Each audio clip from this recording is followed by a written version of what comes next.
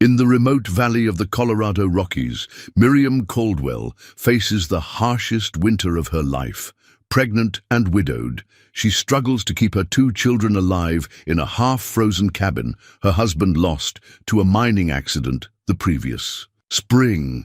With no family and no help coming, Miri has learned to chop wood with frozen hands, trap what little game remains, and teach her children that faith endures even when hope seems lost. Then her eldest daughter discovers something in the snow-covered woods that will change everything.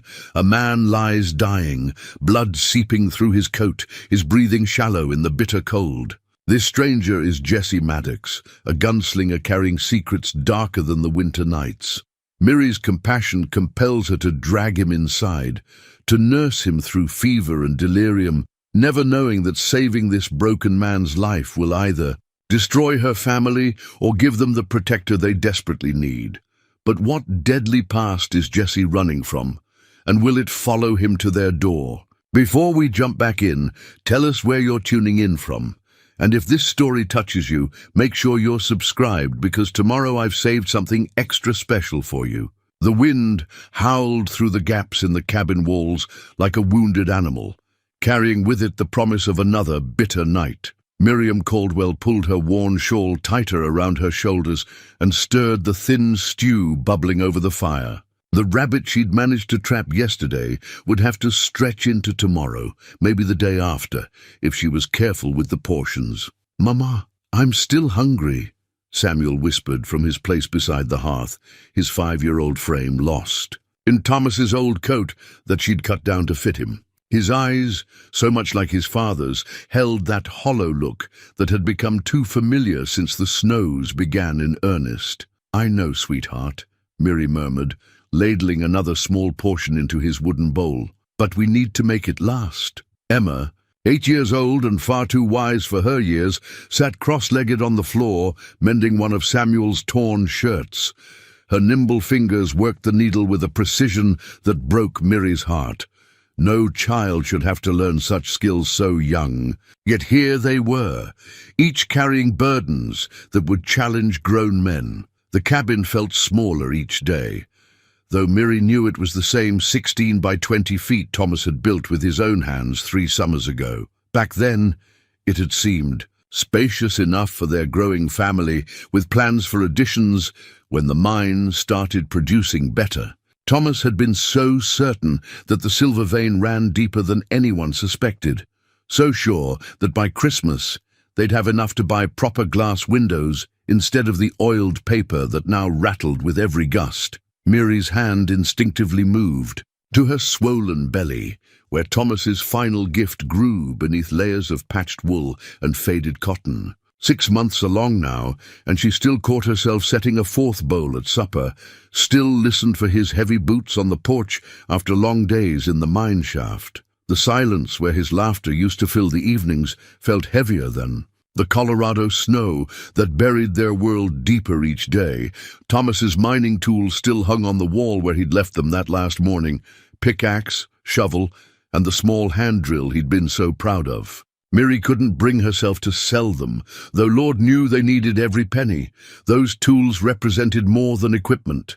They were the dreams of a man who'd believed hard work and determination could carve prosperity from solid rock. They were the last tangible proof that Thomas Caldwell had lived, had loved, had planned for a future that would never come. "Tell us about Papa's silver again," Emma said softly, never looking up from her mending. It had become their nightly ritual, a way to keep Thomas's memory warm when the cabin grew cold and their bellies empty. Miri settled into the chair Thomas had crafted from pine logs, her movements careful and deliberate. The baby kicked against her ribs as if sensing the story to come. "Your papa used to say that silver was like hope buried in the mountain," she began, her voice taking on the gentle cadence that could still soothe her children's fears. "You couldn't see it at first, couldn't touch it or hold it, but if you kept digging, kept believing, eventually you'd strike something that would shine so bright it would light up the whole world." Samuel curled up closer to the fire, his bowl empty but his attention full. "Did Papa find his silver, Mama?" Mary's throat tightened. Thomas had found something in that mine shaft, found it and died for it when the supports gave way, and 1,000 tons of rock claimed him in an instant. The mining company had sent their regrets, and a small sum that barely covered the burial. No silver, they'd said. Just another dry hole in a mountain full of disappointments. Papa found something better than silver, she said finally. He found us. He found love and laughter and the kind of riches that don't tarnish or wear away. Emma nodded solemnly, old enough to understand the careful way adults talked around grief. Samuel's eyes had grown heavy, and Mary could see him fighting sleep despite the hunger that gnawed at all of them. Outside, the wind picked up again, rattling the oiled paper windows and sending drafts through every crack in the walls. Mary rose and added another log to the fire, though their woodpile grew smaller each day. Tomorrow, she'd have to venture out again with Thomas's axe, chop what deadfall she could find, and pray the weather held long enough to gather enough fuel to see them through another week. The irony wasn't lost on her. Thomas had spent months cutting and stacking cord after cord of seasoned oak and pine, but the isolation that had once seemed like peaceful solitude now felt like a trap. No neighbors within miles, no town closer than a 2-day ride through mountain passes that were now impassable with snow. She'd learned to set snares for rabbits and ptarmigan, learned to read the sky for weather changes, learned to make soap. From ashes and animal fat, every day brought new lessons in survival, each one paid for with calloused hands and an aching back. Sometimes, in the quiet hours before dawn, she wondered if she was strong enough to see them through until spring. The baby would come in 3 months, maybe less, and then she'd have 3 mouths to feed with winter still holding the valley in its grip. The sound of Emma's needle-puncturing fabric provided a steady rhythm against the wind's howling. Her daughter had inherited Thomas's steady hands and quiet determination, tackling each repair with the same methodical patience her father had shown when fixing tools or mending harness. Samuel, meanwhile, had his father's optimism, still believing in tomorrow despite the evidence of their empty larder and dwindling supplies. "Mama," Emma said suddenly, her voice carrying an odd note. "What's that noise?" Mary froze, her hand halfway to the poker beside the fireplace. Outside the wind, beyond the creaking of the cabin's timbers, she could hear something else, a low moaning that rose and fell with human rhythm. "Stay here," she whispered, moving to the window and peering through a gap in the oiled paper. The moonlight on snow created a ghostly landscape of silver and shadow, beautiful and terrible in its desolation. At first she saw nothing, but then the sound came again, closer now, and her blood turned cold. Someone was out there in the storm, someone in trouble. Every instinct screamed at her to bar the door to protect her children from whatever danger might be approaching their sanctuary.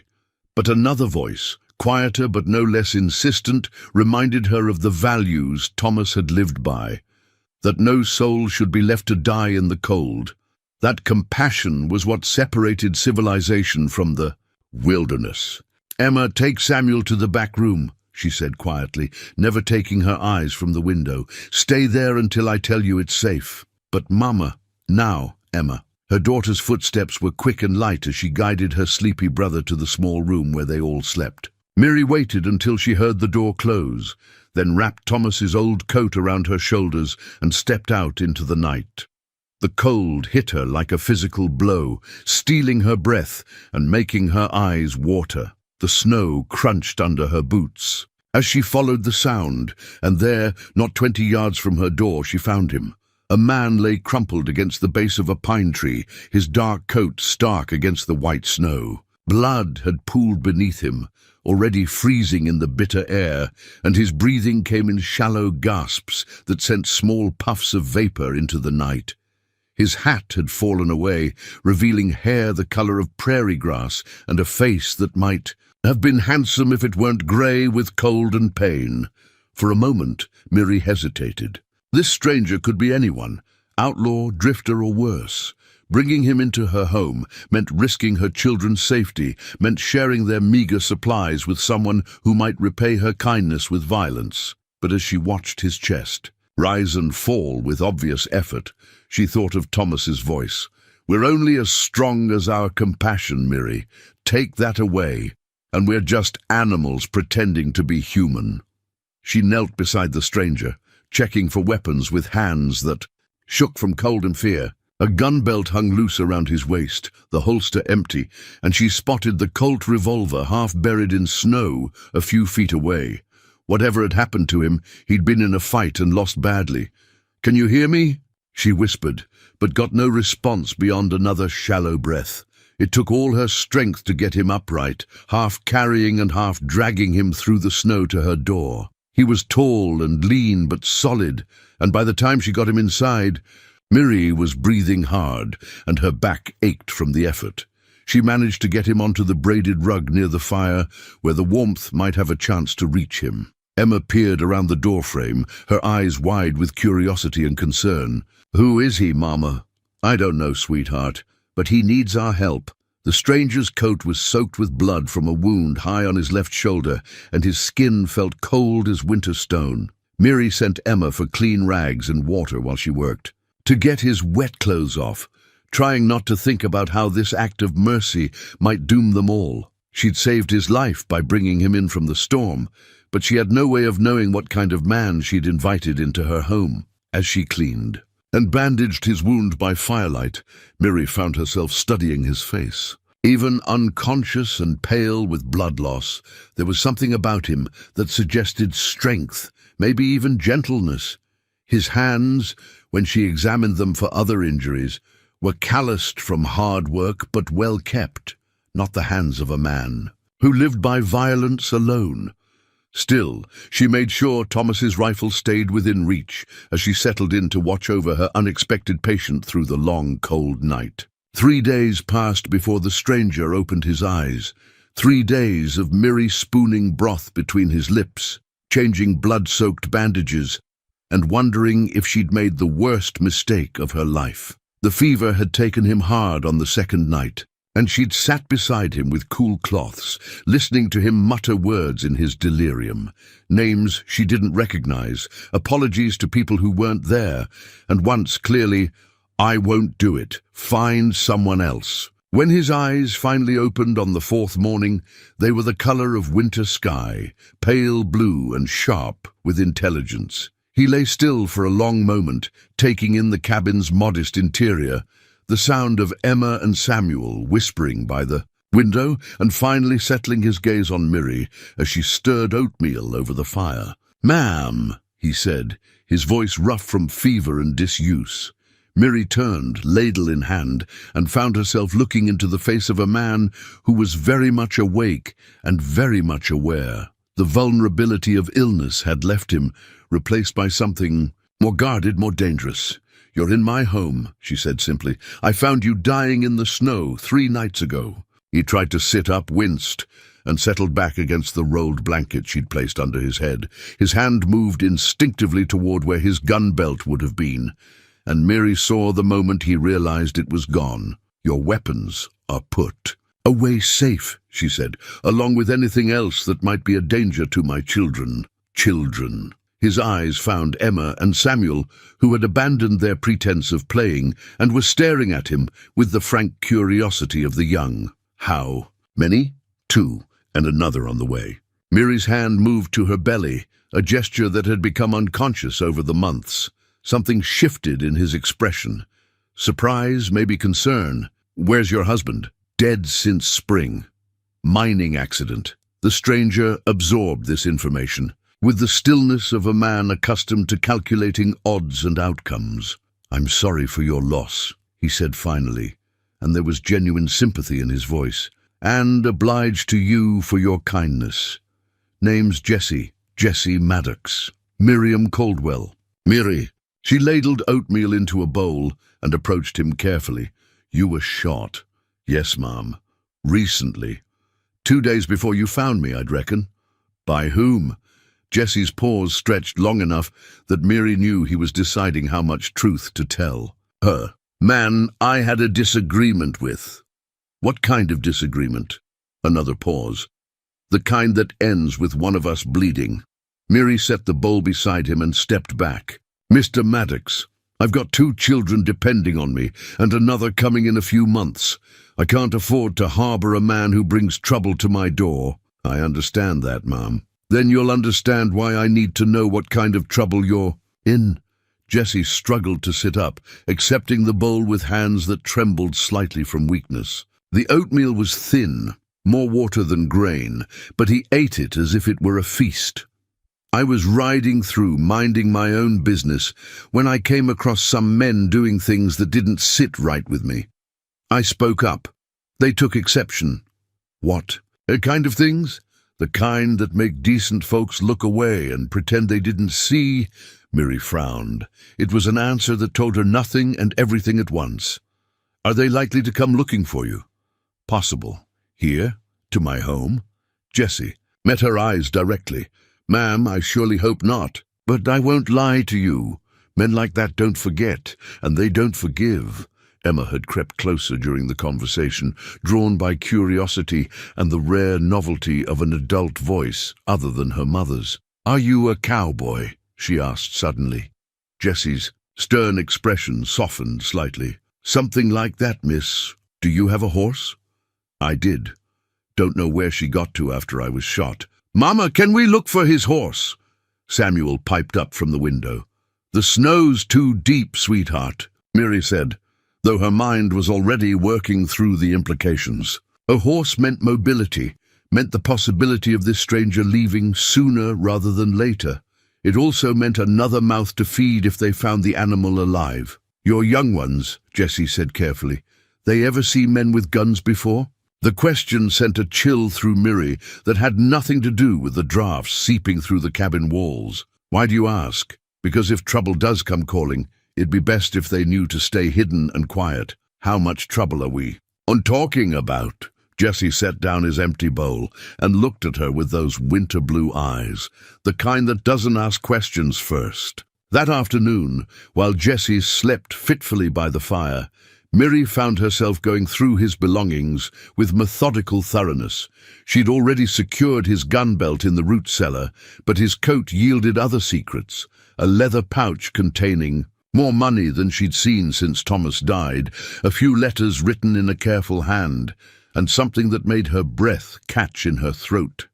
Tucked into an inner pocket, wrapped in oiled cloth, was a photograph of a woman and 2 children. The woman was pretty in a fragile way, with dark hair and sad eyes. The children, a boy and a girl, looked to be about Emma and Samuel's ages. On the back, someone had written, "Sarah, Michael, and Jenny, forever in my heart." Miri stared at the photograph for a long moment, trying to reconcile the image of a family man with the dangerous stranger recuperating by her fireplace. Men carried photographs of their loved ones for many reasons: memory, guilt, hope, but the way this one was wrapped and hidden suggested it was precious beyond measure. "Mama." Emma appeared at her elbow. "What's that?" "Nothing that concerns us," Miri said quickly, wrapping the photograph again. But Emma had seen it, and Emma forgot very little. "Does the cowboy have children too?" "I don't know, sweetheart." The lady looked sad. Miri tucked the photograph back into Jessie's coat. "Some people carry sadness with them, Emma. It doesn't always mean anything we can fix." That evening, as Jessie grew stronger and more alert, the dynamics in the small cabin shifted. He was respectful, even deferential, but Miri could feel his awareness of everything, where she moved, how the children played, what sounds came from outside. It was the alertness of a man accustomed to danger, and it put her on edge, even as she appreciated his quiet presence. "You mentioned a disagreement," she said, as she cleaned his wound by lamplight. The bleeding had stopped, and the edges were starting to knit together, but infection was still a risk. "Yes, ma'am, but not what it was about." Jessie was quiet while she worked, his jaw tight against what must have been considerable pain. Finally, he said, "Some things are better left buried, Mrs. Caldwell, not when they might dig themselves up and appear at my door." He looked at her then, really looked, and she saw something in his expression that might have been respect. "You're not what I expected." "What did you expect?" A woman alone with children. Most would have left me in the snow. Most wouldn't. I've had Thomas Caldwell for a husband.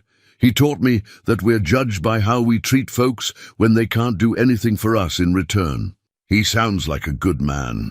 The best. Miri finished bandaging his shoulder and stepped back. Which is why I won't have his memory dishonored by bringing harm to his children. Jesse nodded slowly. I'll be gone as soon as I can travel. Will you, Miri challenged, or will you stay until whatever's chasing you catches up? The question hung in the air between them, and Miri saw Jesse wrestling with something deeper than physical pain. Whatever had brought him to her door, whatever had put that photograph in his pocket and those scars on his hands, it was eating at him from the inside.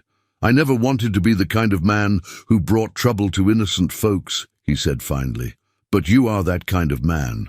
Seems so. Miri studied his face in the lamplight, noting the lines around his eyes that spoke of too much sun and too little sleep, the way his hands remained steady despite whatever pain he was in, the careful way he spoke to her children, gentle but distant, as if he was afraid to let them get too close. Mr. Maddox, she said quietly, I've got a decision to make. I can turn you out come morning, wounded or not, and hope whatever's following you passes by without noticing this place. Or I can let you stay until you're healed, knowing I might be putting my children in danger. What will you decide? Miri was quiet for a long moment, listening to the wind outside and the soft breathing of her children as they slept. I suppose that depends on whether you're the kind of man who'd make a stand if trouble came calling, or the kind who'd run and leave us to face it alone. Jesse's smile was grim, but not without warmth. Ma'am, I've been running for longer than I care to remember, but I'll tell you this. No harm will come to you or your young ones while I'm under your roof. You have my word on that. And after you leave? After I leave, you'll be safer than you are right now. Miri nodded, though she wasn't entirely sure she believed him. Then you can stay until you're strong enough to travel. But Mr. Maddox, Jesse, if men come looking for you, I expect you to be honest about what we're facing. You'll have that, ma'am, and more. As Miri banked the fire for the night, she found herself wondering what more might mean, and whether she was prepared for the answer. A week passed in cautious coexistence.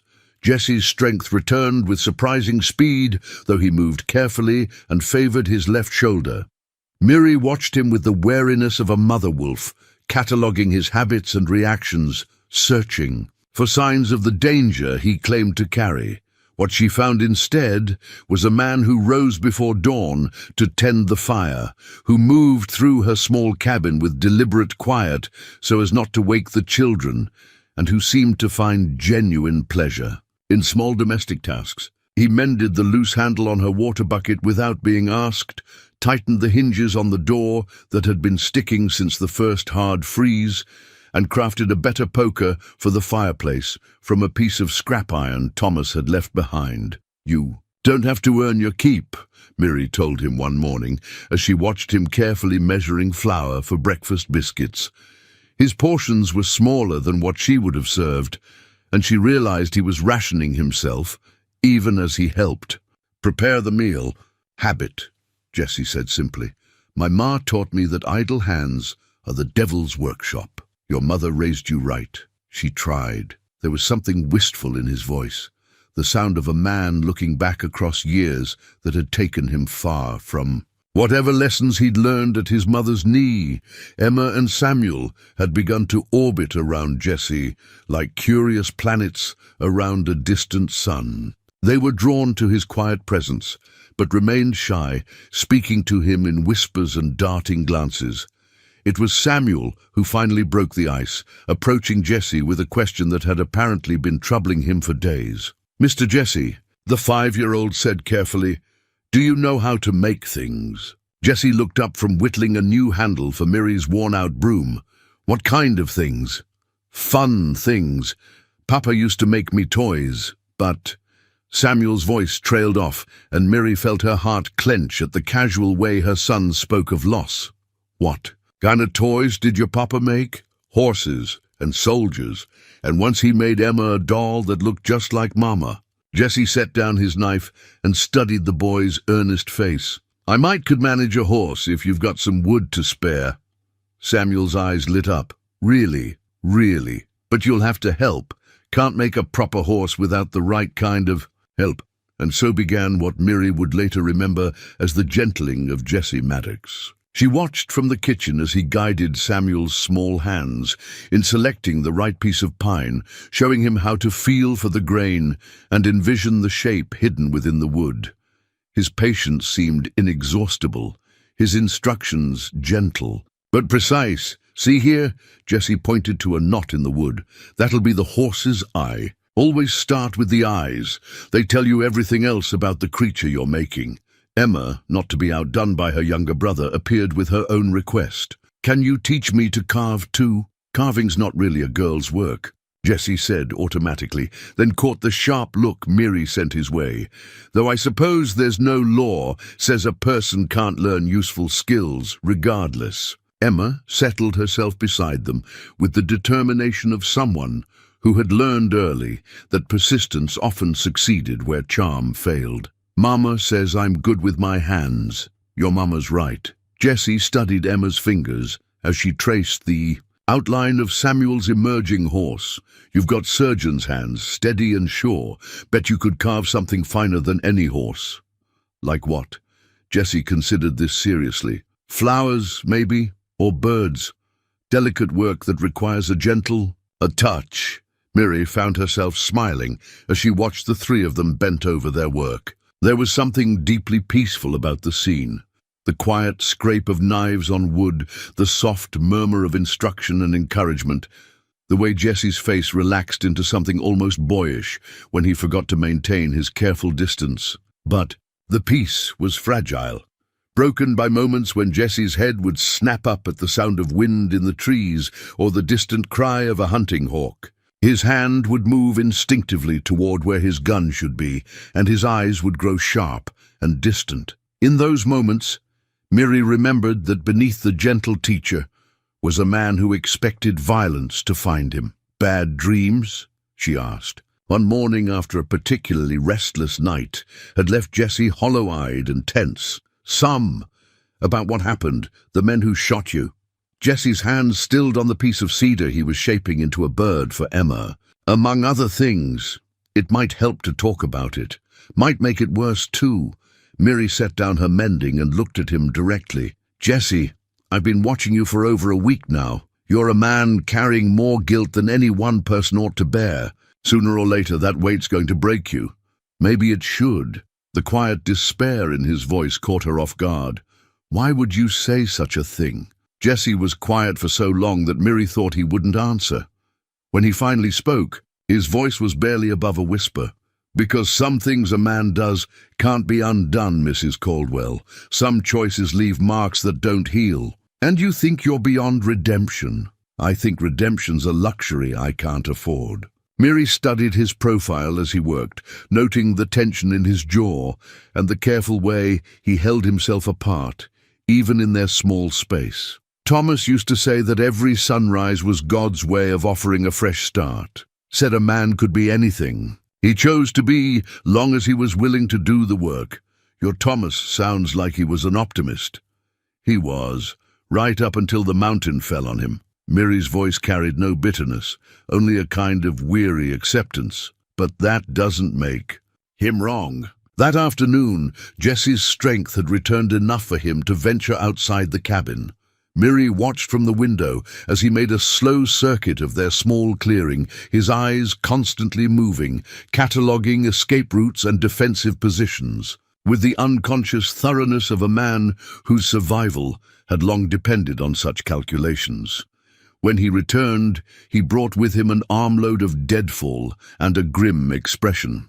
"We need to talk," he said quietly, glancing toward where Emma and Samuel played with their carved animals by the fire. Miri followed him outside, pulling Thomas's coat tight against the bitter air. "What is it?" "Someone's been through here. Recent. Tracks, maybe 2 days old. 3 horses coming from the east." Miri's blood chilled. "How recent?" "Since the last snow." They circled the cabin, spent some time watching from the tree line. Jessie pointed toward a stand of pines that offered a clear view of their home. Professional work. They knew what they were doing. Hunting you?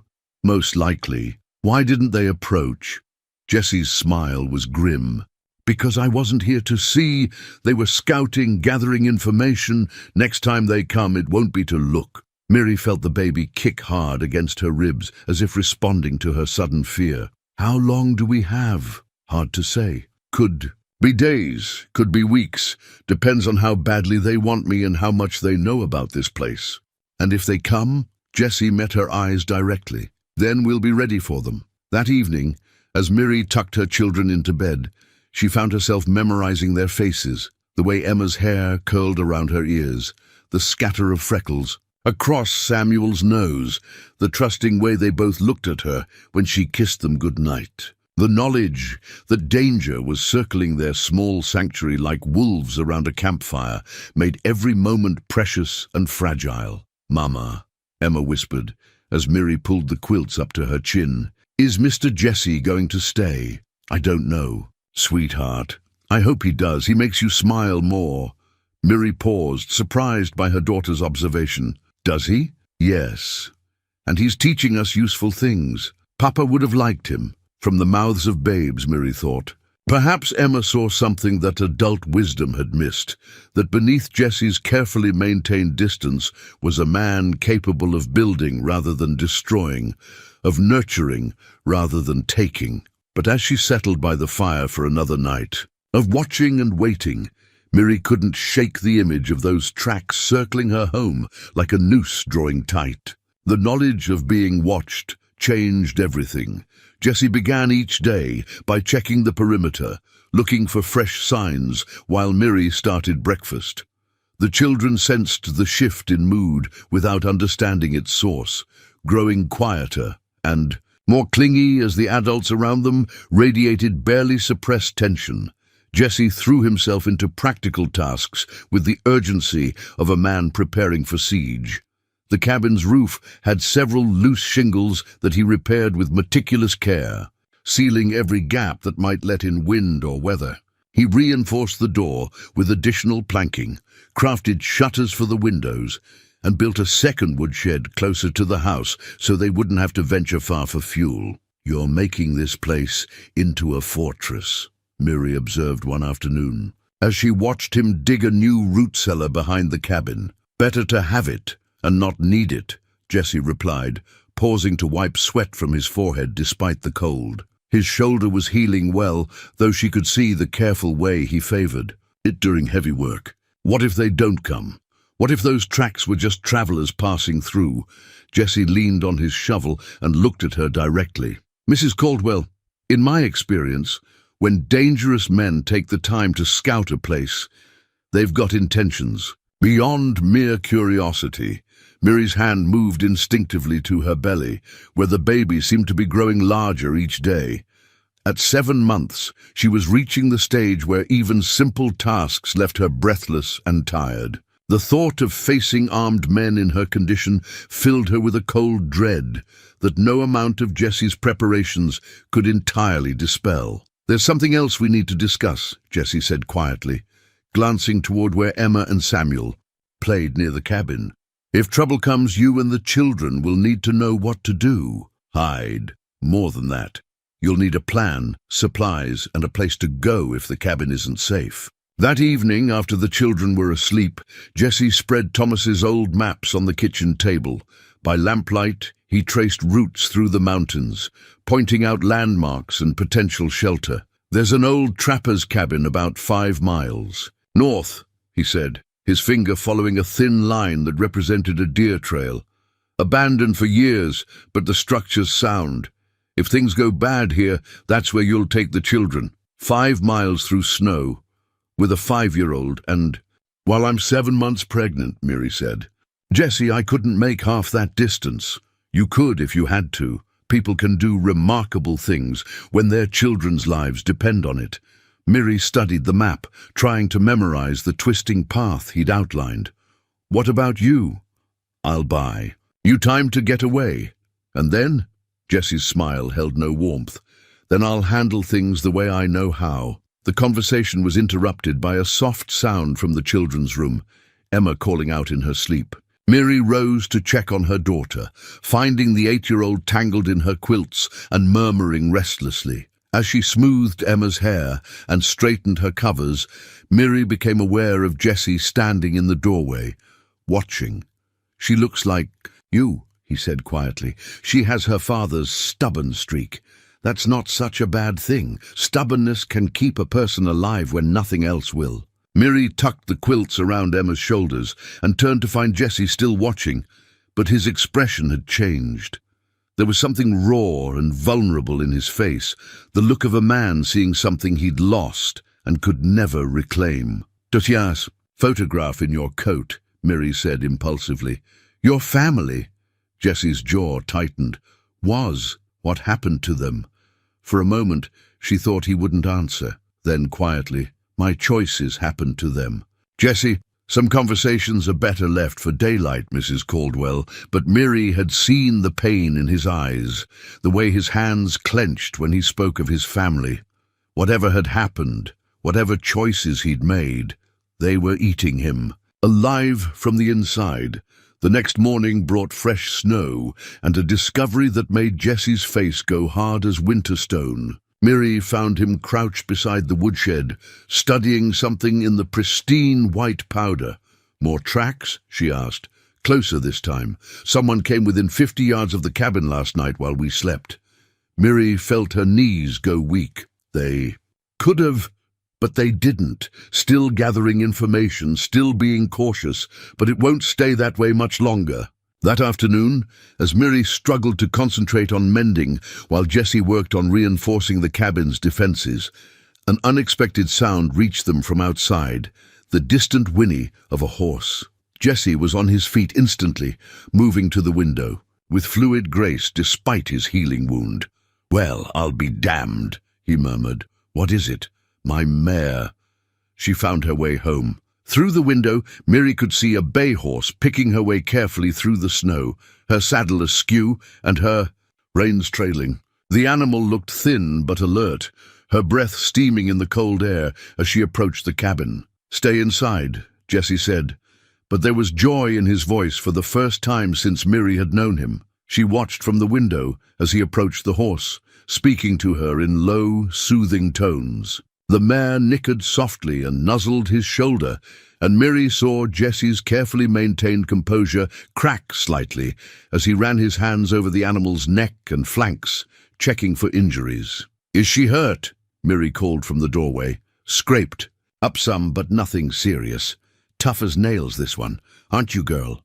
The horse's arrival changed the dynamics of their situation in ways both hopeful and troubling. It meant Jessie now had the mobility to leave quickly if necessary, but it also meant he might be more tempted to flee rather than stand and fight. More immediately, it meant another mouth to feed when their supplies were already stretched thin. If reading her thoughts, Jessie approached the cabin leading the mare.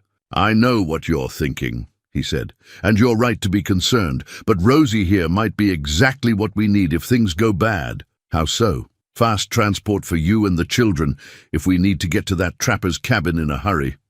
That evening, as they shared another thin supper, Miri found herself studying Jessie's face in the firelight.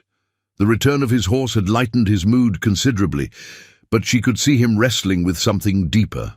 Several times she caught him looking at her with an expression she couldn't quite read, something between longing and regret. "Jessie," she said finally, when the children had gone to bed and they sat alone by the dying fire, "can I ask you something? Suppose you can ask. Can't promise I'll answer. Do you ever think about settling down, finding a place to stay instead of always running?"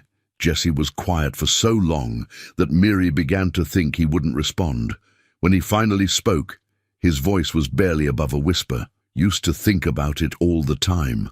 Had plans once, dreams about what a settled life might look like. And now I know better than to dream about things I can't have." Miri reached across the small space between them and touched his hand.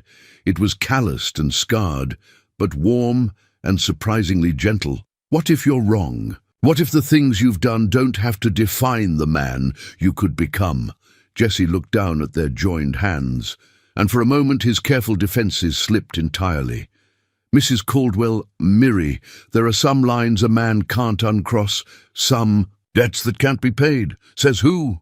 Says experience, says the faces that visit me in my dreams. Miri felt him start to pull away and tightened her grip. Thomas used to have nightmares too, about the mine, about the men who died in cave-ins. He said the only way to honor the dead was to live better, to make choices that would make them proud. And if the dead include your own family? The words hung in the air between them like a physical blow. Miri saw the naked pain in Jesse's eyes, the guilt that had been consuming him from the inside. "Tell me," she said simply. Jesse looked at her for a long moment, and she saw him make a decision that would change everything between them. "Their names were Sarah, Michael, and Jenny," he began quietly. "My wife and children. They died because of who I was, because of enemies I'd made. They died, and I lived, and I've been trying to figure out how to make sense of that ever since." Miri didn't let go of his hand. "How did it happen? Fire. Set by men who wanted to hurt me but couldn't find me, so they found them instead." Jesse's voice was steady, but she could see the cost of the words in the tightness around his eyes. "I was away on business, the kind of business that keeps a man from sleeping easy. When I came home, there was nothing left but ashes and graves. I'm sorry. So am I. Sorry enough for 3 lifetimes. Miri squeezed his hand gently. "Is that why you're running? Because you blame yourself?" "I blame myself because it was my fault. And the men who shot you? Are they connected to what happened to your family?" Jesse nodded slowly. "Part of the same web. The kind of men who think violence solves everything, who don't care who gets hurt as long as they get what they want." "What do they want from you?" "They want me to be the man I used to be. They want me to do work that I swore I'd never do again." Jesse met her eyes directly. "And when I refused, they decided to make an example of me." Miri felt a chill that had nothing to do with the temperature. "What kind of work?" Jesse was quiet for a moment, and when he spoke, his voice carried the weight of old shame. "The kind that leaves families like yours without fathers, Miri. The kind that creates widows and orphans." Understanding dawned slowly, and with it came a complex mix of fear and sympathy. "You were a killer, among other things. And now I'm trying to figure out how to be something else." Miri studied his face, seeing past the careful mask to the man underneath. Wounded, guilty, but fundamentally decent in ways that surprised her. "You're good. With my children. Children deserve better than what I've got to offer. Maybe, or maybe what they deserve is a man who's learned from his mistakes." Jesse pulled his hand free gently. "Miri, I've brought nothing but danger to your door. The smart thing would be for me to leave tomorrow. Draw those men away from here. Is that what you want to do? What I want and what's right aren't necessarily the same thing." Miri looked around the cabin, at the improvements Jesse had made, the toys he'd carved for her children, the quiet peace that had settled over their small home despite the danger circling outside. "Sometimes they are," she said quietly. "Sometimes. What we want is exactly what's right, if we're brave enough to reach for it." Jesse's smile was sad but genuine. "You're a remarkable woman, Miri Caldwell. I'm a practical woman with 2 children and another on the way. I can't afford to be anything else." But as they banked the fire and settled in for another night of watchful sleep, Miri found herself thinking that perhaps she could afford to be something more. Perhaps she could afford to hope. The morning that changed everything began like any other. Emma rose early, as she often did, slipping from her bed to help her mother with breakfast, while Samuel slept on. Miri valued these quiet moments with her eldest daughter, the chance to talk without interruption and to pass along the small wisdom that mothers share with daughters who are growing up too fast. But this morning, as Emma reached for the flower tin on the high shelf, something crinkled in her pocket. She pulled out a folded piece of paper, yellowed and worn, with printing that made her young brow furrow in concentration. "Mama," she said slowly, What does this word mean? Miri turned from the stove, flour on her hands, and felt her blood turn to ice water. The paper Emma held was a wanted poster, weathered and creased from being folded and refolded, but the image was unmistakable. Jessie's face stared back at her from the crude drawing, younger and harder than the man she'd come to. No, but undeniably the same. Below the image, bold letters spelled out words that made her knees go weak. Wanted for murder, 500 reward, dead or alive. Where did you find this? Miri whispered, taking the poster with hands that trembled. In Mr. Jesse's coat pocket, when I was looking for my carving knife. He said I could borrow it to work on my bird. Emma's voice carried the confusion of a child who had stumbled into adult secrets. Mama, why does it have his picture? Miri sank into a chair, staring at the poster. The charges listed were extensive. Murder, armed robbery, assault on peace officers. The Jesse described in these accusations was a monster, a man who killed for money and showed no mercy to anyone who stood in his way. Yet the man sleeping by their fire had spent hours teaching her children to carve, had repaired their home with gentle hands, had held her own hand while sharing his deepest pain. Emma, she said carefully, I need you to go wake Samuel and take him to the back room. Stay there until I tell you it's safe to come out. But Mama, now Emma, and don't say anything to Mr. Jesse about what you found. Her daughter's eyes were wide with fear and confusion, but she obeyed, slipping away, to rouse her brother with whispered urgency. Miri heard their footsteps retreating, heard the soft click of the bedroom door closing, and only then did she allow herself to fully absorb what she was holding. Jesse Maddox wasn't just a gunslinger on the run. He was a wanted murderer with a price on his head large enough to set a man up for life. The reward mentioned was more money than most folks in these mountains would see in 5 years of hard work. And she had invited him into her home, had let him near her children, had begun to— Morning, Miri? Jesse's voice from behind her made her jump. She spun around to find him standing in the doorway, fully dressed despite the early hour, his face alert and watchful. His eyes immediately found the poster in her hands, and she saw something die in his expression. I see you found my credentials, he said quietly. Is it true? Her voice came out as a whisper. Jesse moved into the room slowly, his hands visible and empty, approaching her the way one might approach a frightened animal. That depends on what you mean by true. Did you kill those people? Did you rob those banks? Jesse was quiet for a long moment, and Miri could see him weighing his words. Some of it, he said finally. Not all, but some. The admission hit her, like a physical blow. How much is some? The killings were real, the robbery charges. Jesse shrugged. Mostly real. The assault on peace officers was self-defense, but I don't expect a wanted poster to make that distinction. Miri felt sick. You're a murderer. Yes. The simple honesty of his answer was somehow worse than any excuse or justification might have. Ibeen, how many people have you killed? Does the number matter? It matters to me. Jesse looked at her for a long moment, and she could see him making calculations, deciding how much truth she could bear. More than I can sleep easy with. Fewer than they claim on that poster. And the families of those people. The children who lost fathers, the wives who lost husbands. They're part of why I can't sleep at night. Miri stood on unsteady legs, the poster crumpling in her grip. I have to think about my children, Jesse. I have to think about what's best for them. I know, which means you have to leave. Today. Jesse nodded slowly. I understand. Do you? Do you understand that I've been caring for a man who makes his living, destroying families like mine? Do you understand that every moment you've been here, you've been putting my children at risk? Miri, don't. She held up a hand, stopping his words. Don't try to explain or justify. Don't tell me about your dead family or your guilt or your attempts to change. Just don't. Jessie stood in the middle of her kitchen, looking more lost than she had ever seen him. What about the men who are hunting me? They know about this place now. Leaving won't make you safer.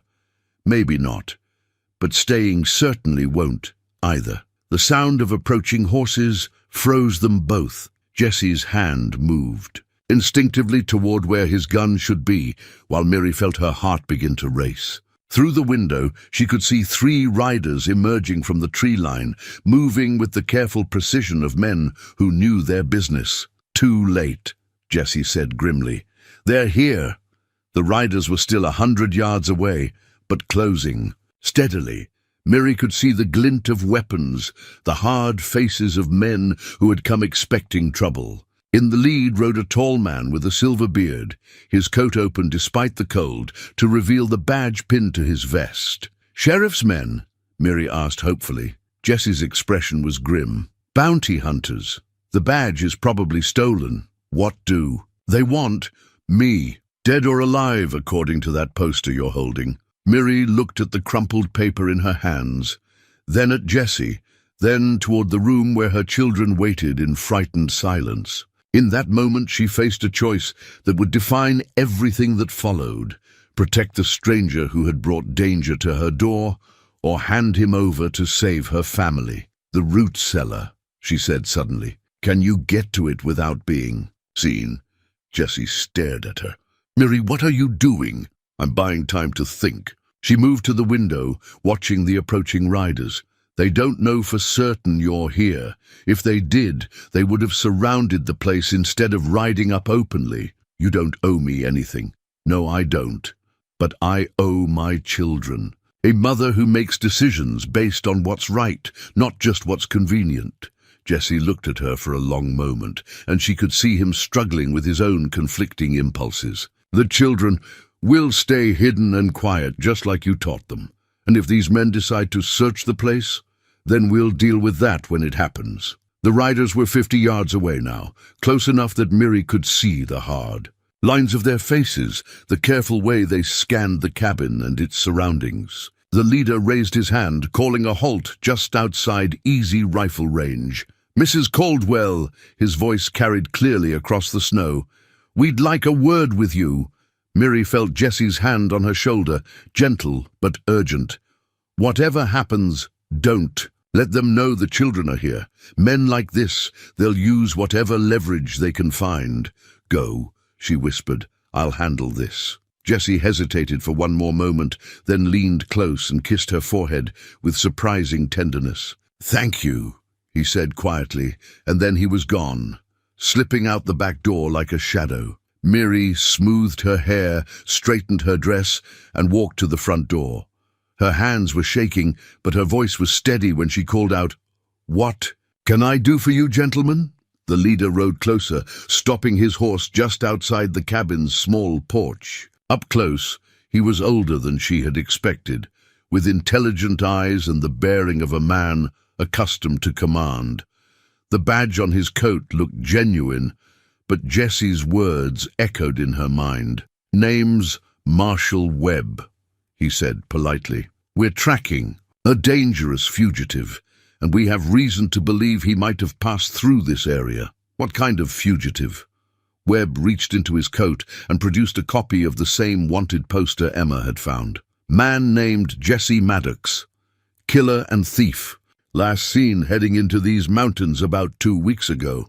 Miri followed them through her small cabin, her heart hammering against her ribs as they examined every corner, every shadow that might conceal a man. Behind the closed door of the back room she could hear nothing, but she prayed her children were staying silent, as Jesse had taught them. "Nice little place you have here," Webb commented, running his finger along the mantelpiece where Thomas's photograph sat beside the hand-carved animals Jesse had made for the children. "You and your husband built it yourselves?" "My husband did. Most of the work, I just helped where I could." Miri kept her voice steady, though she felt sick at the casual way Webb handled Thomas's picture. "And where is your husband now?" "Dead since spring. Mining accident." Webb set the photograph down and turned to study her face. "I'm sorry for your loss. Must be hard, a woman alone with children in country like this." "We manage." "I'm sure you do." Webb's smile didn't reach his eyes. "Though I imagine you'd be grateful for any help that came your way. Man willing to chop wood, repair things, maybe help with the heavy work." Miri met his gaze directly. Marshall, if you have something to ask me, I'd appreciate it if you'd ask. It's straight. Fair enough. Webb gestured to his companions, who had finished their examination of the main room and were looking toward the bedroom door. We found tracks around your property, fresh ones. More than one horse, including one that matches the description of Jesse Maddox's mare. I wouldn't know one horse track from another. Maybe not. But you'd know if a stranger had been staying in your home. The moment stretched taut between them. Miri could feel the weight of the decision she'd made, the trust she'd placed in a man who might well be the monster these wanted posters claimed. But she could also feel the memory of Jesse's gentle hands, teaching her children to carve. His patient voice explaining how to find the shape hidden in the wood. Marshall Webb, she said carefully, I've told you I haven't seen the man you're looking for. If that's not good enough for you, then I suppose you'll have to decide what to do about it.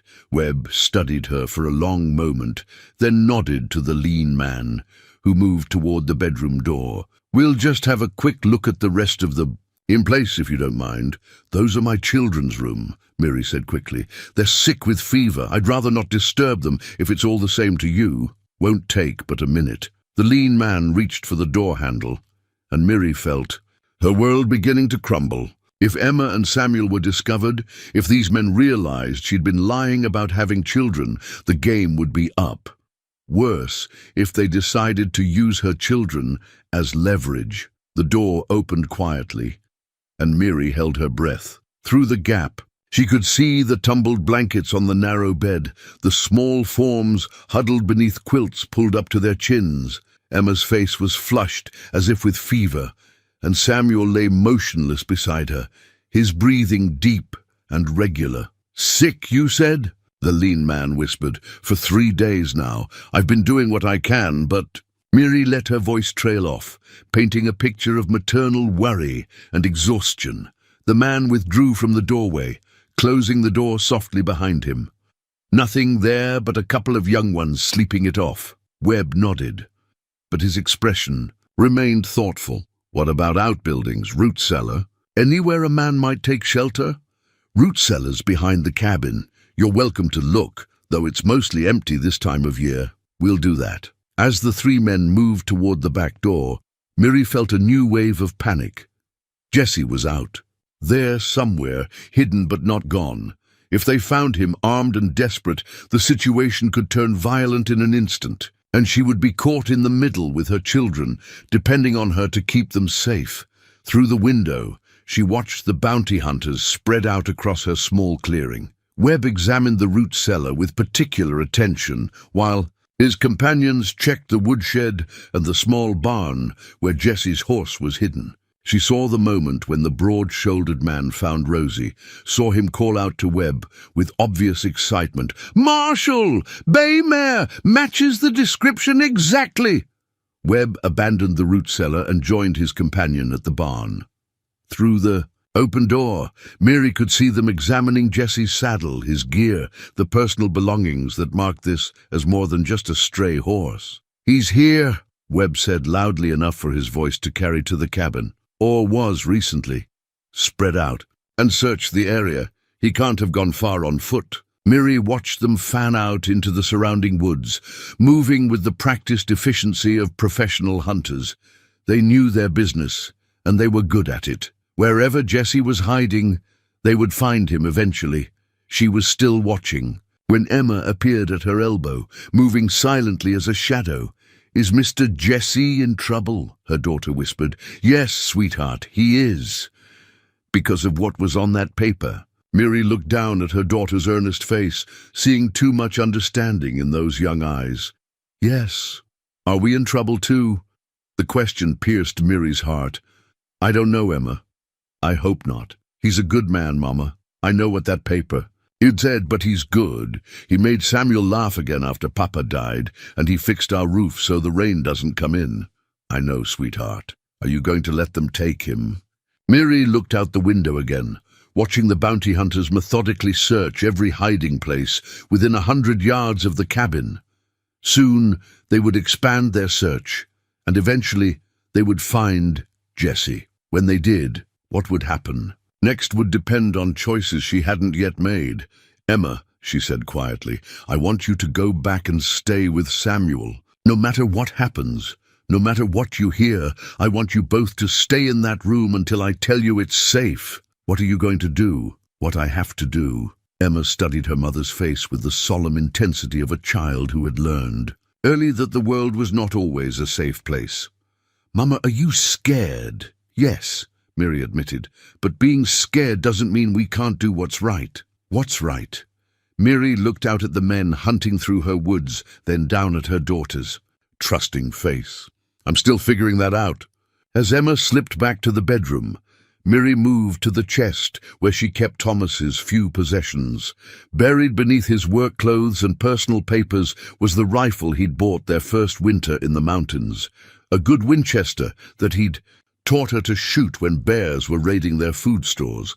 She'd never pointed it at a human being before, had never imagined she would need to, but as she checked the action and counted the cartridges in the magazine, Mary realized that the woman she'd been before Jesse Maddox arrived was gone forever.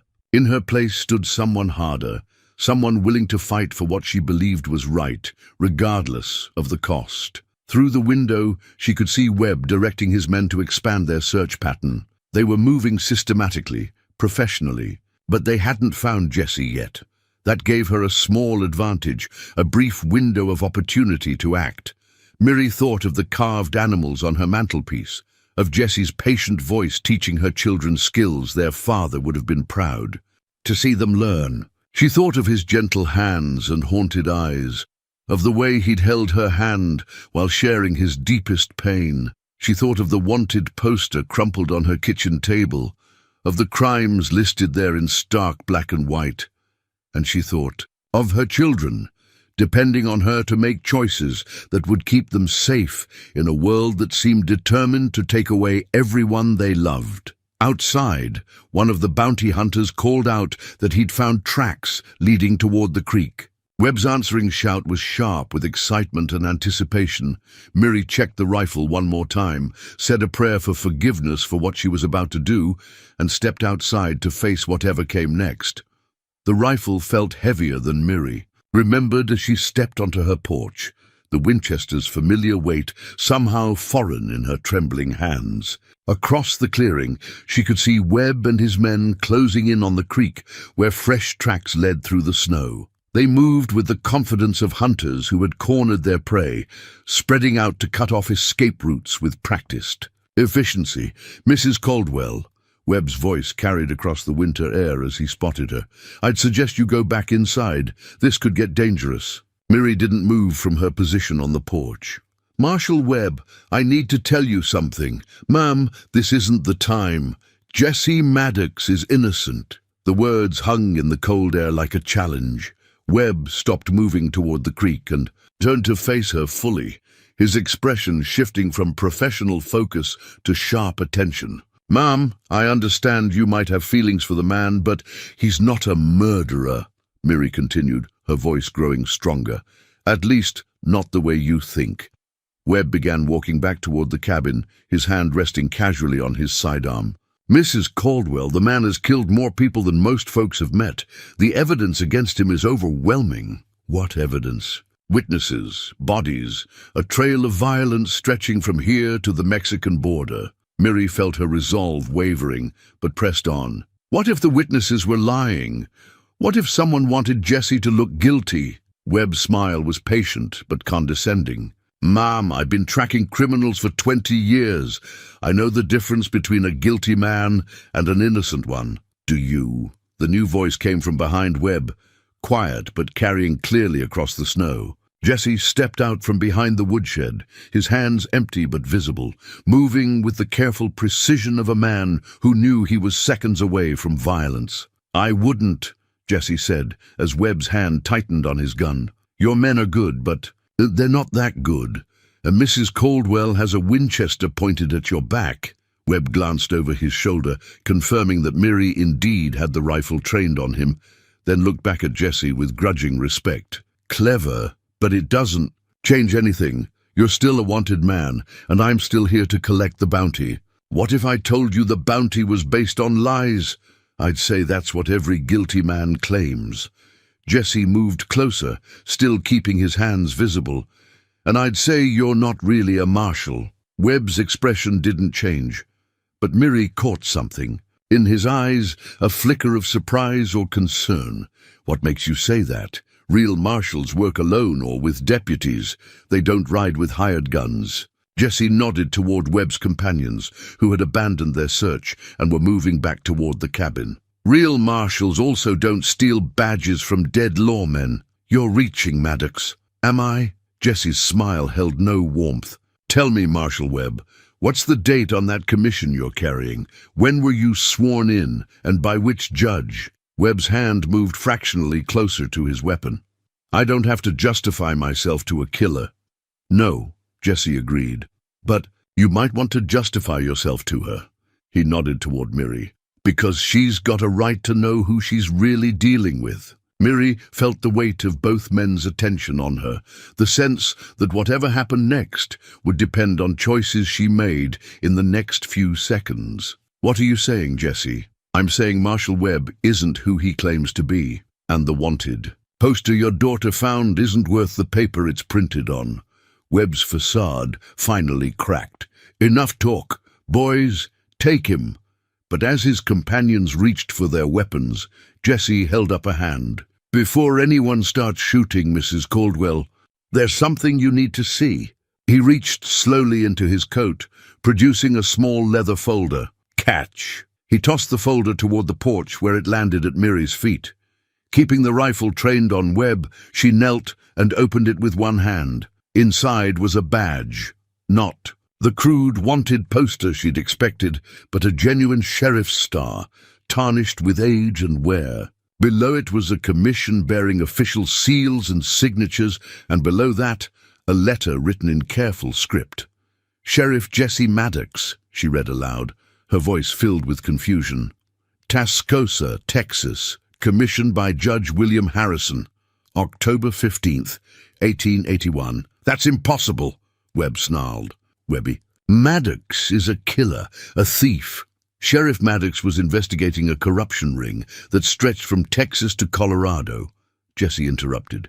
A ring that included several prominent businessmen, a few judges, and at least one territorial marshal who was supposed to be above suspicion.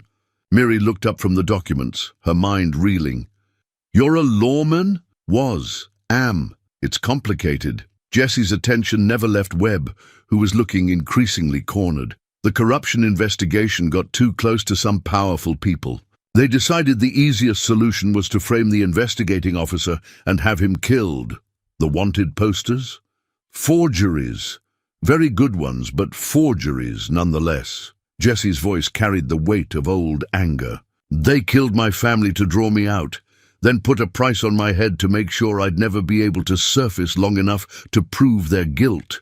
Webb laughed harshly. A pretty story, but you can't prove any of it. Actually, I can. Jesse reached into his coat again, more slowly this time. Mrs. Caldwell, that letter in the folder, would you mind reading it aloud? Miri found the letter with trembling fingers. The paper was expensive, the writing formal and official. To whom it may concern, she began. This letter serves as official. Notification that Sheriff Jesse Maddox of Tascosa County, Texas, is acting under direct orders from Federal Marshal Samuel Carter in an investigation of territorial corruption. Any attempt to interfere with Sheriff Maddox's duties or to harm him in the execution of those duties will be considered an act of treason against the United States government. Dated 6 months ago, Jesse added, and signed by the territorial governor himself. Webb's face had gone pale. That doesn't prove anything. Documents can be forged, like the wanted posters you've been using. Jesse's smile was sharp as winter wind. Tell me, Webb, or whatever your real name is, who's paying you to hunt me down? Who wants me dead badly enough to hire bounty hunters and forge federal documents? I don't know what you're talking about. Then you won't mind if Mrs. Caldwell rides to the nearest federal marshal's office and has these documents verified? Webb's hand dropped to his gun. Nobody's riding anywhere. There it is, Jesse said quietly. The truth finally comes out. Miri felt the pieces clicking into place in her mind. The too-professional search, the casual way Webb had handled Thomas's belongings, the expensive horses and equipment that seemed beyond a rural marshal's means. You're not here to arrest him. You're here to kill him. Among other things, Webb admitted, his pretense finally abandoned entirely. Though I admit, we weren't expecting to find him playing house with a pregnant widow and her children. The casual cruelty in his voice made Miri's blood run cold. What does that mean? It means you've become a problem, Mrs. Caldwell. You and your children have seen too much, know too much. We can't afford to leave witnesses. Jesse stepped closer, his body coiled for action. Webb, whatever they're paying you, it's not worth what comes next. What comes next is you dying in this snow, along with anyone who might talk about it later. And then what? You report back to your employers that the problem is solved, that Jesse Maddox and the inconvenient witnesses are all dead? Something like that? Jesse nodded slowly. Only problem is, I sent copies of all my evidence to 3 different federal judges before I ever came to these mountains. If I don't check in within the next 2 weeks, they'll start asking questions. Webb's confidence wavered slightly. You're bluffing. Am I? You willing to bet your life on that? More importantly, are you willing to bet the lives of everyone who hired you? The standoff stretched taut as a bowstring, 3 armed men and a pregnant woman with a rifle, all of them one wrong move away from violence that would end lives and shatter families. Miri could feel her heart hammering against her ribs, could taste the metallic fear that came with the knowledge that whatever happened in the next few minutes would change everything forever. Jesse, she said quietly, what do you need me to do? His answer was calm, measured, and filled with a quiet authority that she was finally beginning to understand had nothing to do with the man the wanted posters claimed him to be. Just keep that rifle steady, Miri, and whatever happens, protect your children. Webb's hand tightened on his gun. This ends now. Yes, Jesse agreed. It does. The tension shattered like ice cracking under weight. Webb's hand flashed toward his gun, but Jesse was already moving, diving sideways, as the first shot rang out across the snow-covered clearing. Miri squeezed the Winchester's trigger, the rifle's boom echoing off the surrounding mountains as Webb's hat flew from his head. "Get down!" Jesse shouted, rolling behind the woodpile as bullets splintered the logs around him. "Miri, get inside!" But Miri was already moving, backing toward the cabin door, while keeping the rifle trained on the chaos erupting in her front yard. Webb's men had scattered, using her outbuildings for cover as they tried to pin down Jesse's position. The neat, controlled manhunt had dissolved into desperate violence, and she was caught in the middle with her children, hiding just yards away. A bullet shattered the window beside her head, sending glass fragments flying. She dropped to her knees, on the porch, using the cabin's walls for protection, while she tried to reload the Winchester with hands that shook like autumn leaves. "Emma," she called toward the cabin, "keep Samuel away from the windows." Jesse had found cover behind the woodpile, but it was temporary at best. Webb's men were moving to flank him, using the barn and root cellar to close off his escape routes. Miri could see the tactical situation developing with terrifying clarity. 3 professional killers against 1 wounded lawman, with her family trapped in the crossfire. Another shot rang out, this one from Jesse's position. One of Webb's men cried out and stumbled, clutching his shoulder, but kept moving. Jesse was a good shot, but he was outnumbered and outgunned. "Jesse," Miri called out, "the signal mirror. Use the signal mirror." She had remembered the small mirror Jesse carried in his gear, the one he'd used to check for followers during his recovery. If he could get a message out, if someone saw the flashes and came to investigate.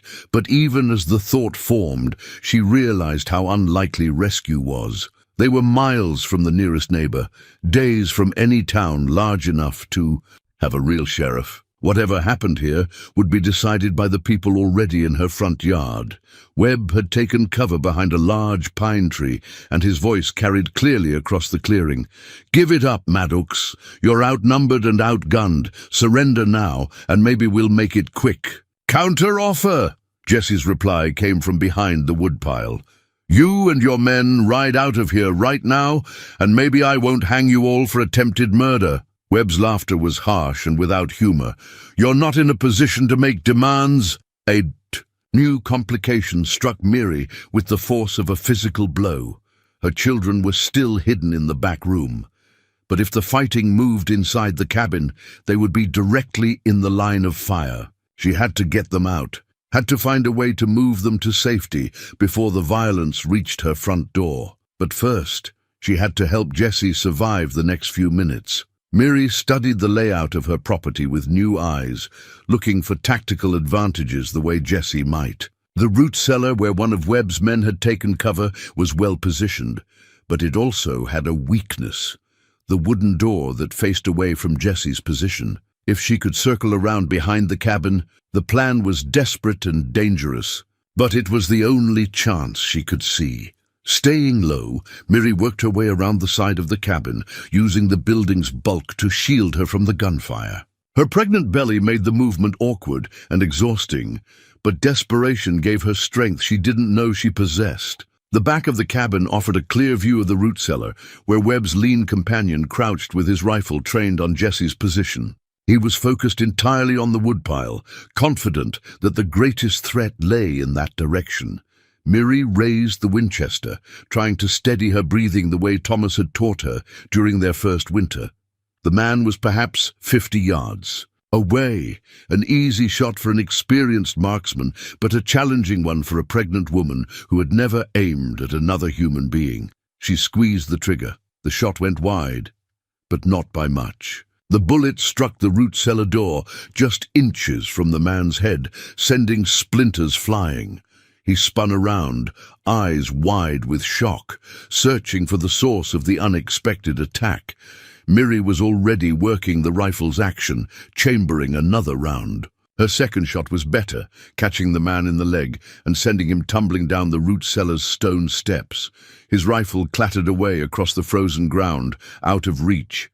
"Nice shooting!" Jesse's voice carried approval and surprise, in equal measure. But Miri's intervention had also revealed her position. Webb's remaining man, the broad-shouldered one who had been circling toward the barn, now had a clear view of her location. She saw him turn his weapon toward her and threw herself sideways just as his rifle cracked. The bullet tugged at her skirt as she rolled behind a stack of firewood, her heart hammering so hard she thought it might burst.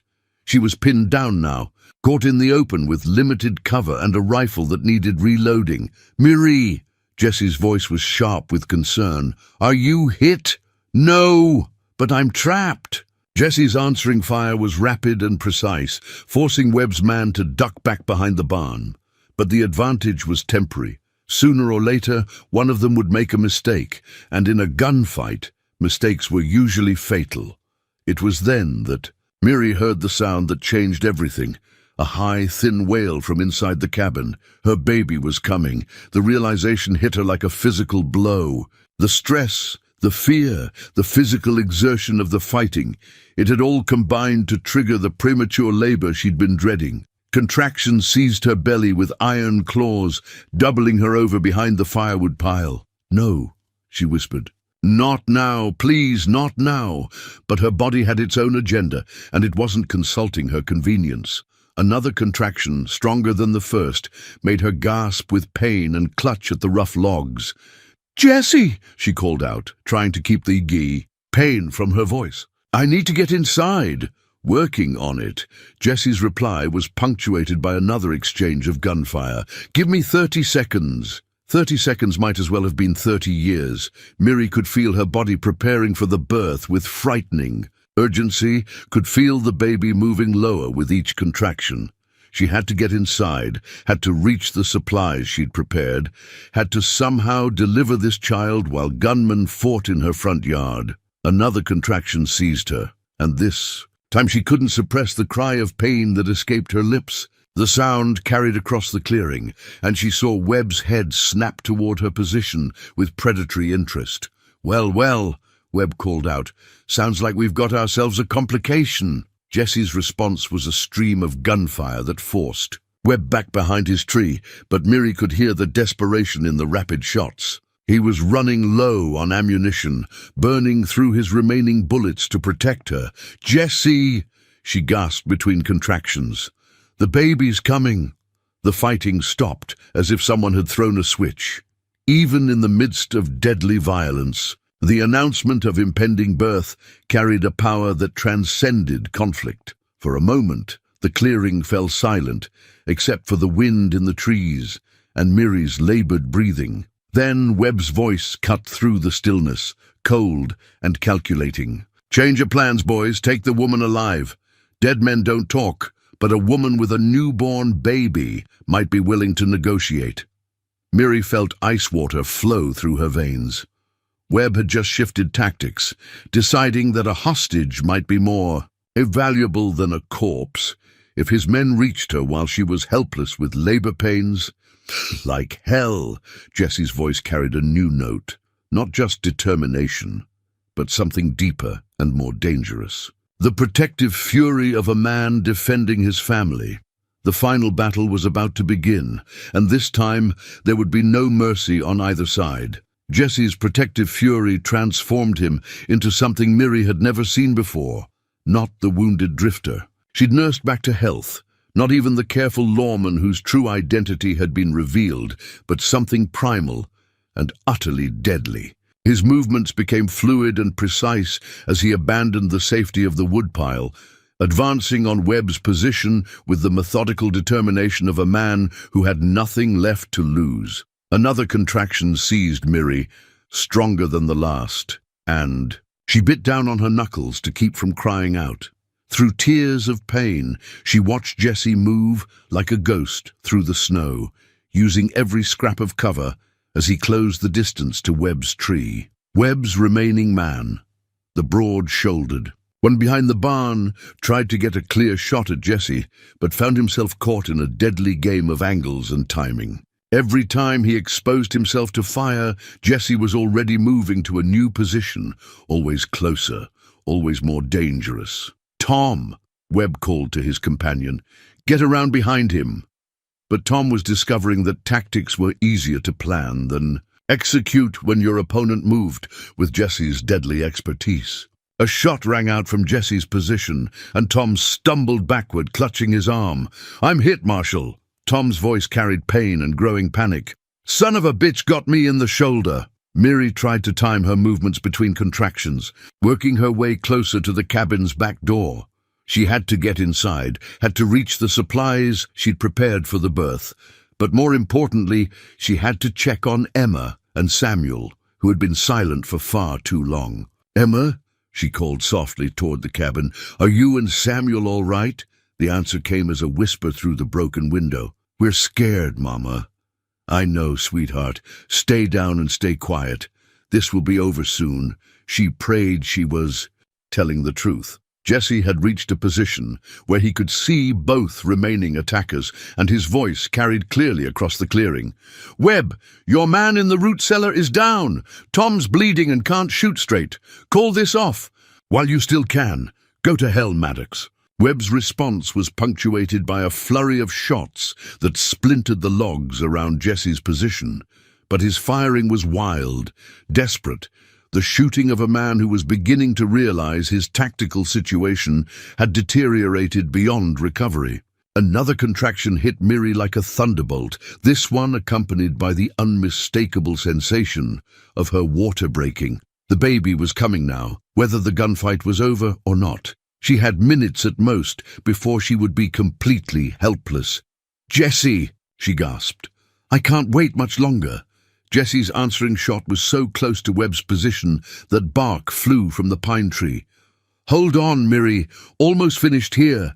But Webb had one more card to play. With the tactical situation collapsing around him, he made the desperate decision to use the only leverage he had left. Abandoning his position behind the tree, he sprinted toward the cabin's front door, betting that Jessie wouldn't risk a shot that might hit Miri or her children. He was wrong.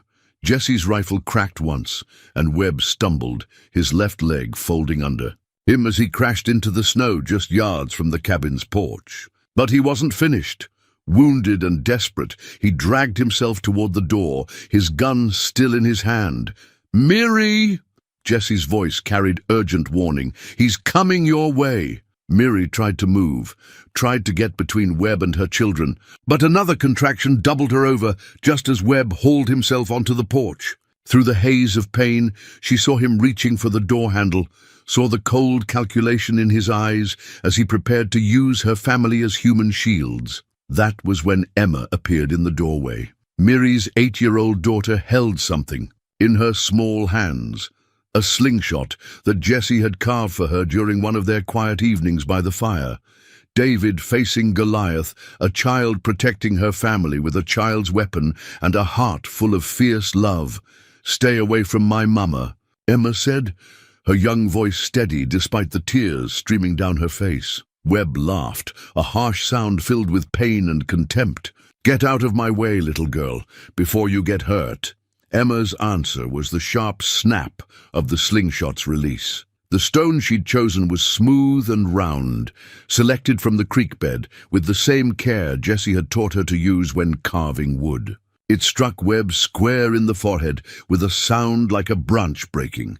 Webb's eyes rolled back, and he collapsed unconscious on the porch, his gun clattering harmlessly away across the wooden planks. "Emma!" Miri cried, pride and terror warring in her voice. "Get back inside," but her daughter was already moving, scooping up Webb's fallen weapon with hands that shook but held steady. "I got him, Mama." Just like David and Goliath in the Bible stories. Jesse appeared at the edge of the porch, moving cautiously but with obvious relief. Tom was down, clutching his wounded shoulder and showing no fight left in him. The man in the root cellar was still unconscious from his fall. The immediate danger was over. "Good shooting," Jesse told Emma with genuine admiration. "Your papa would be proud." Another contraction seized Miri, this one so strong it drove her to her knees. In the snow, the baby was coming now, ready or not, and she was still yards from the cabin. "Jesse," she gasped, "help me inside." The baby. He was beside her in an instant, strong arms lifting her with surprising gentleness. "I've got you. Emma, run ahead and get clean cloths, and wake your brother. Tell him to boil water on the stove." As Jesse carried her toward the cabin, Miri caught a glimpse of the aftermath scattered across her front yard. 3 men down, her home shot full of holes, snow stained with blood. The peaceful sanctuary she'd tried to build for her children had become a battlefield, but they had survived. Against impossible odds, they had not only survived, but prevailed. Jesse's true identity had been revealed, the corrupt bounty hunters. Defeated, and now another contraction, the strongest yet, reminded her that their trials weren't over. The most dangerous part still lay ahead, and this time the enemy wasn't armed men, but the ancient primal struggle of bringing new life into a world that seemed determined to take it away. "Ubuldan," Jesse murmured as he carried her through the door. "We're almost there." Miri looked up at his face, this man who had been a stranger, then a patient, then a protector, and finally something more, and saw in his eyes the same fierce determination that had carried them through the gunfight. "Don't leave me," she whispered. "Never," he promised. "Not for anything in this world." Inside the cabin, chaos gave way to purposeful action. Jesse settled Miri on the bed, while Emma and Samuel flew around gathering supplies with the efficiency of children who had learned early that survival sometimes depended on quick thinking and steady hands. "Water's heating," Samuel announced from the kitchen, his 5-year-old voice proud of his contribution to the crisis. "Good boy," Jesse called back, never taking his eyes from Miri as another contraction seized her. "Emma, bring those clean cloths your mama prepared, and that bottle of whiskey your papa kept for medicinal purposes." Miri tried to focus through the waves of pain, tried to remember everything she'd learned from the midwife who had delivered Samuel 5 years ago. But this birth felt different, faster, more urgent, as if the baby was as eager to escape the violence as they all were. "Jesse," she gasped between contractions, "have you ever delivered a baby?" Once, my sister's youngest, when the doc couldn't make it through a blizzard. His hands were gentle but sure as he examined her, and she was grateful for the competence that seemed to extend to every crisis. Different circumstances, but the basics are the same. What about Webb and his men? Tied up and secured. They're not going anywhere. Jesse's voice carried grim satisfaction. Though we'll need to get word to the federal marshals about what happened here. Another contraction, stronger than any before, made conversation impossible. Miri felt her body preparing for the final stage of labor, felt the baby moving lower with each surge of pain. Around her she could hear the quiet sounds of her family working together, Jesse murmuring instructions, Emma following orders with adult seriousness, Samuel tending his pot of boiling water like a tiny soldier at his post. "I can see the head," Jesse said suddenly, wonder creeping into his voice despite the circumstances. "Miri, on the next contraction I need you to push." She bore down with all her strength, feeling the baby move and shift, feeling the ancient rhythm of birth that connected her to every woman who had ever brought life into the world under impossible circumstances. Around her, the sounds of her family provided a chorus of encouragement and love. "That's it," Jesse encouraged. "Perfect. One more push should do it." The final contraction built like a mountain avalanche, overwhelming and irresistible. Miri pushed with everything she had, and suddenly the pressure was gone, replaced by the thin, angry wail of a newborn baby announcing its arrival to the world. "It's a girl," Jesse said softly, holding the tiny, squirming infant with hands that shook slightly from emotion. "A perfect, beautiful girl." Emma appeared at the bedside, her eyes wide with wonder. "She's so small." "She's perfect," Miri whispered, accepting the baby into her arms with a mix of exhaustion and overwhelming joy. The little girl had stopped crying and was looking around with dark eyes that seemed far too alert for someone who had just entered the world. "What will you name her?" Samuel asked from the foot of the bed, stretching up on his toes to get a better look at his new sister. Miri looked down at the tiny face, then up at Jesse, who was watching the scene with an expression of such tender longing that it made her heart ache. "Hope," she said finally.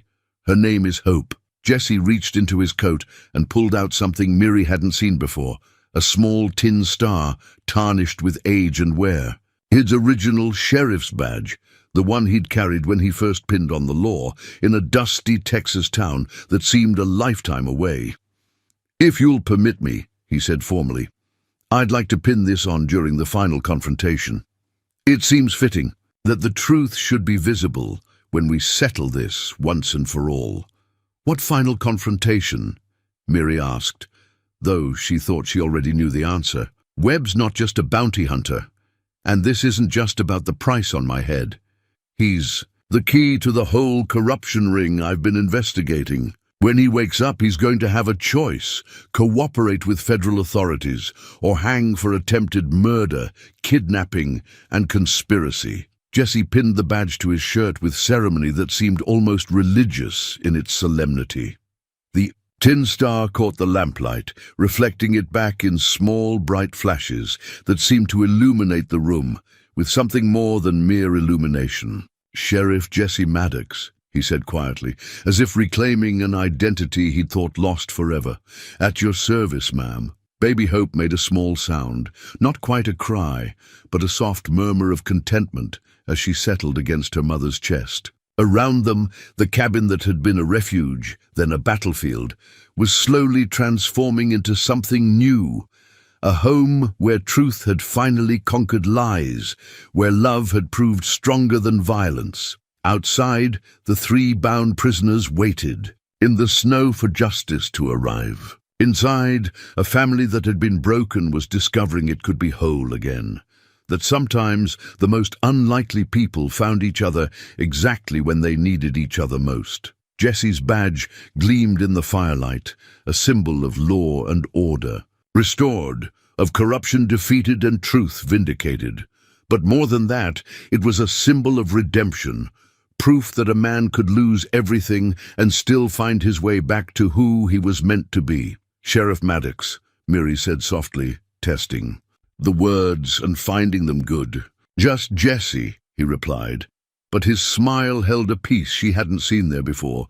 "Always just Jessie when I'm with my family." Spring came early to the Colorado Valley that year, as if the mountains themselves were eager to wash away the memories of violence with snowmelt and new growth. By the time federal marshals arrived to collect Webb and his surviving companions, the worst of winter had broken, and green shoots were beginning to push through the earth around the cabin. Sheriff Jesse Maddox, the title no longer felt strange, on Miri's tongue, stood on the porch, watching the last of the law enforcement contingent disappear down the mountain trail. Webb's testimony, given in exchange for his life, had broken the corruption ring wide open. Judges, territorial officials, and businessmen from Texas to Colorado were facing federal charges. The network that had destroyed Jesse's first family and forced him into exile was finally dismantled. "Hard to believe it's over," Miri said, joining him on the porch,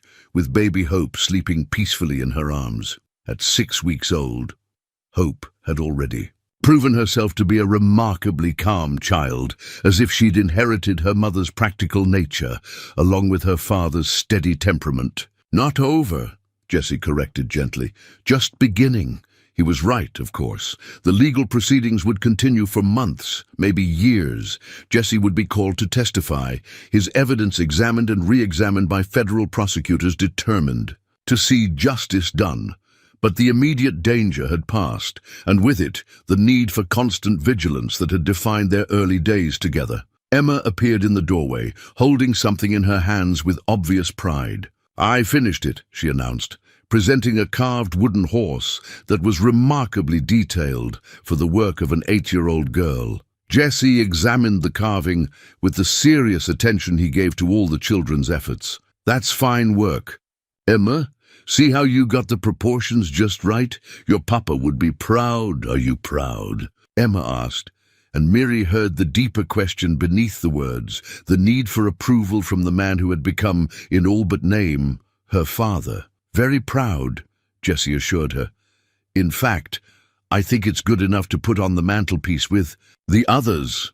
Emma beamed and ran inside to display her creation alongside the growing collection of carved animals that had become a symbol of their unconventional family's growing artistry and patience. Samuel emerged from the barn, leading Jesse's horse Rosie with the confidence of a boy who had learned responsibility through necessity.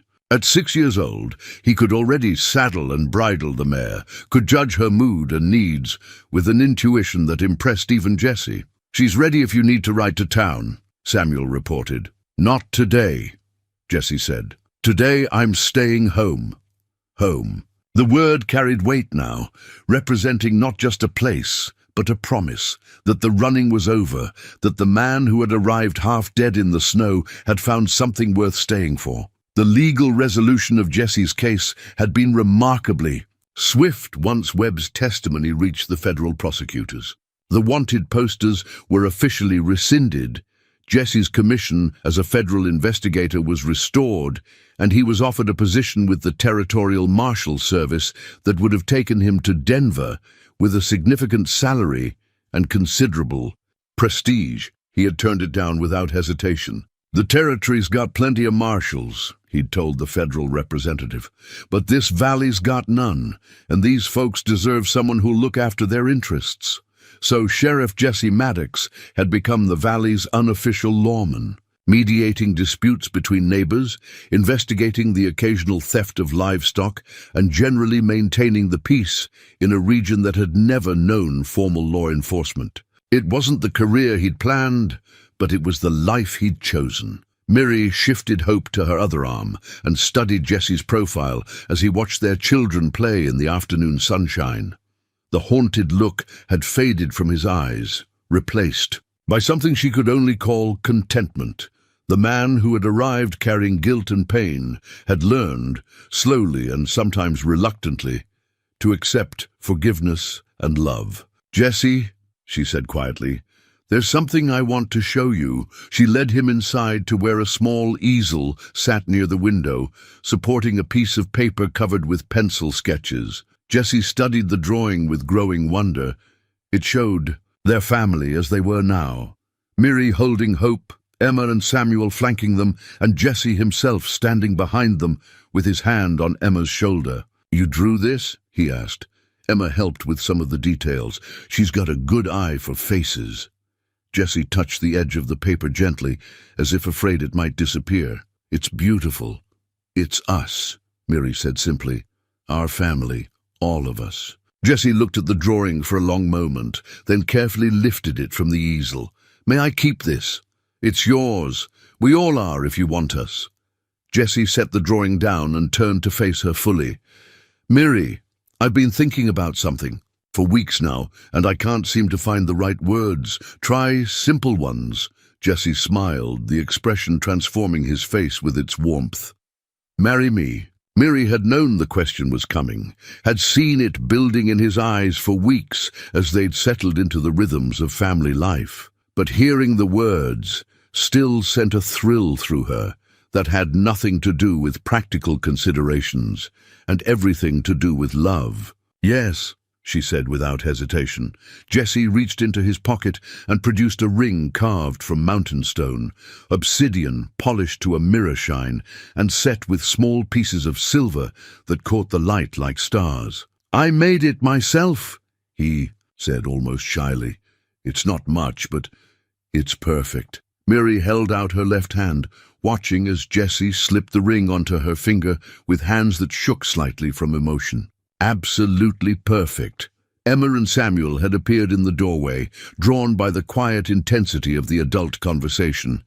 They stood watching with the solemn attention children reserved for moments they sensed were important. "Does this mean Mr. Jessie is going to be our papa?" Samuel asked. "If you want me to be," Jessie replied seriously. Samuel considered this with 5-year-old gravity. "Will you teach me to shoot when you're older? Will you keep carving animals with us every day? Will you stay even when bad men come?" Jessie knelt down to bring himself to eye level with the boy. "Samuel, I promise you that nothing and no one will ever take me away from this family. You have my word as a lawman and my oath as a man who loves you." Samuel nodded solemnly, then broke into a grin that lit up the room. "Then yes, I want you to be my papa." Emma's acceptance was quieter, but no less meaningful. She approached Jessie, with something in her hands, the family photograph he'd carried, the one that had shown his first wife and children. "I found this when I was cleaning," she said. "Do you want to put it away now?" Jessie took the photograph gently, studying the faces of the family he'd lost. For a moment, Miri worried that the old pain would return, that the memories would pull him back into the guilt and regret that had defined him for so long. Instead, Jessie smiled. "No," he said quietly. "I think we'll keep it on the mantelpiece, right next to our family drawing. They're part of who I am, and that means they're part of who we are." Emma nodded, with the wisdom of a child who understood that love didn't diminish when it was shared, but grew stronger. "They would have liked us, wouldn't they?" "They would have loved you," Jessie assured her, "just like I do." As the afternoon sun slanted through the cabin windows, illuminating the collection of carved animals and family mementos that made their house a home, Miri felt a deep sense of completion. The woman who had struggled alone through the harsh winter with 2 children, and a baby on the way, was gone, replaced by someone stronger and more confident. The man who had arrived half dead and carrying more guilt than any soul should bear had found redemption through love and service. Their story had begun with a dying stranger in the snow and a desperate woman's choice to show compassion despite the risk. It was ending, or rather beginning again, with the family bound not just by law or blood, but by the deeper ties of choice and commitment and love freely given. Outside, spring continued its ancient work of renewal, and inside the cabin, Hope stirred in her mother's arms and opened dark eyes that seemed to hold all the promise of the future stretching out before them.